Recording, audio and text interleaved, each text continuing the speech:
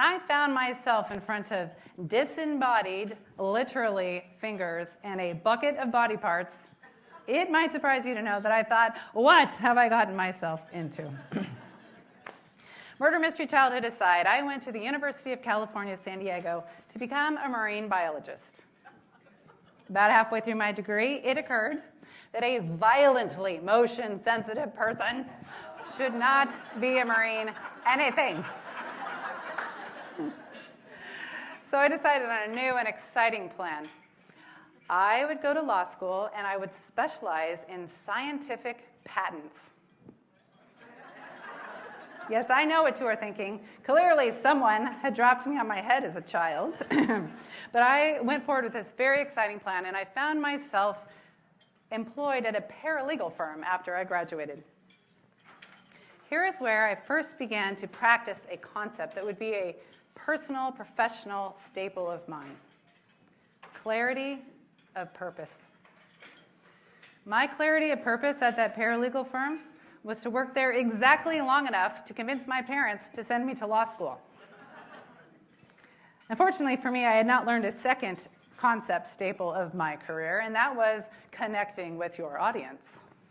This particular paralegal firm was staffed entirely by single women who either had disabled children, disabled siblings, or elderly parents to care for after they worked all day long as the sole breadwinners for their families.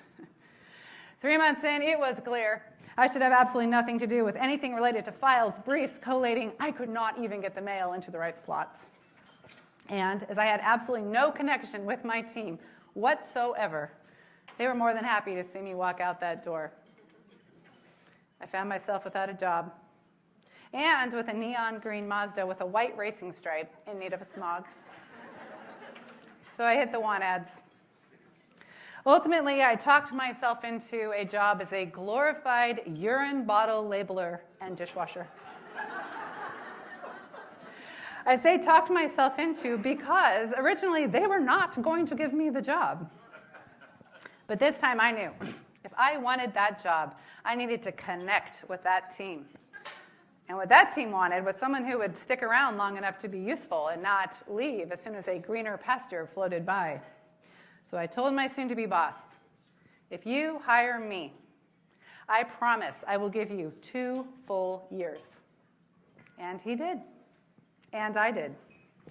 My new job was in a section that contracted with the San Diego Police Department to test urine and blood samples for drugs, samples taken from people who had been arrested for being under the influence.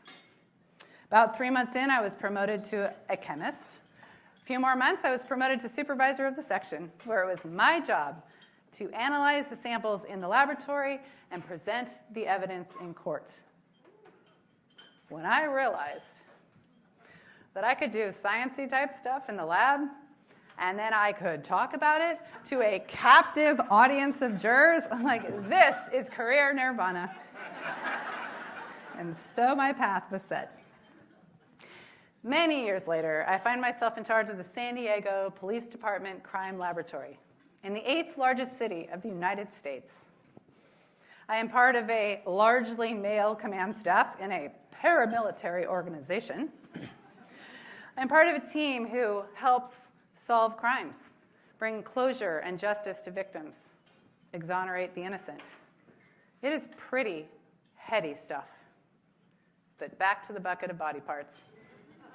In my first job, I really only came into contact with blood and urine samples, and while occasionally they were smelly, particularly all the steps where you heat up the urine, it was pretty far removed from the actual crime itself.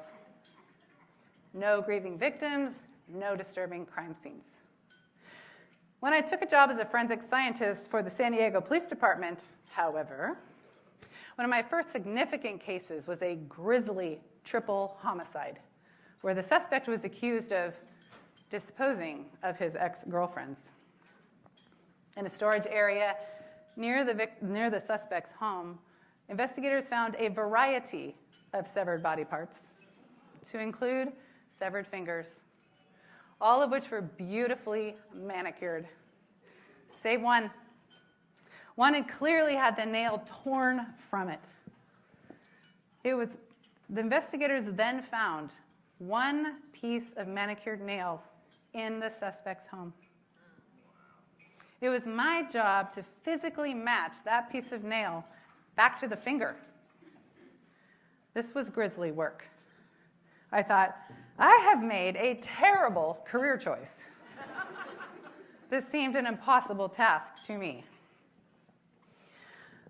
I went through a period of mild depression, panic about some of the choices I'd made. Being surrounded by so much death actually spurred us to start our family earlier than planned, just to bring a little life back into my world. Ultimately, I forced myself to focus on why I was doing this work. And when I really looked at why I was doing what I was doing, and not what or how I was doing it, I made it through. I started my impossible. That clarity of purpose focused me at difficult crime scenes throughout my career. Babies in dumpsters, people who've been shot, burned, bludgeoned, stabbed to death. Clarity of purpose. When I want to inspire my team with my vision, or sway my command staff, or those associated with sometimes complicated and contradictory political construct, I start with being my authentic self. At 5'8", I am not going to lie, I like to wear heels. I wear them every single day. There is something so satisfying about being the tallest person in the elevator or the tallest person in the room. When your superiors and your peers are used to being in command, taking command, giving commands, it's important to have a command presence. So I wear high heels, professional dress with a little bling to show my fun side. While being my authentic self is a good first step, it's also vital that I am my most impressive self. I do not want fun, relatable me to be mistaken for someone who should not be taken seriously. Therefore, I try to be the most prepared person in the room every time. If I am going to give a talk, I will crush it. If I'm going to present an idea, I will know it from every angle. And if I'm going to disagree, I will be unassailable. I believe if I present my most credible, impressive self, I will be accepted for what I bring to the table. They will trust me because I deliver, and they will believe me because I am who I am. In order to communicate that vision, I try to really connect with my audience. I have found that being a scientist in a cool and creepy, I've found the communication between a scientist in a cool and creepy field and pretty much everybody else to pose certain challenges. Our crime scenes are gory, heart-wrenching, or sometimes just disturbing. Our scientific techniques, esoteric and baffling. It's difficult to build a relationship with your audience when you don't speak the same language. I testified in a trial years ago, a simple under-the-influence case, where the defendant had quite a bit of methamphetamine in his bloodstream.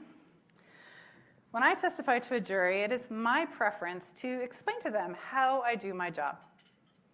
Really educate them on how everything works and why I know it works in relatable and understandable terms. In this instance, the attorney did not want me to do that. He said, give your credentials, give the results, that's it. I testified as instructed, and he got a hung jury. The jury just didn't believe in the scientific accuracy of the results. So we tried that case a second time, and this time gave me full rein to talk about how I got all my scientific answers. And this time, as you probably guessed, because I'm telling the story, he got a conviction. Another way to connect with your audience is to understand their central needs. For me, that audience is often my detectives who want something from me, usually a lot of somethings, at a very unreasonable pace. Why can't you test this for DNA? Why does everything take so long? Why can't you just do what I ask immediately? They do not want to hear from me. I need to run the lab like a business. Make efficiency decisions. I will only test relevant items of evidence in small, reasonable batches.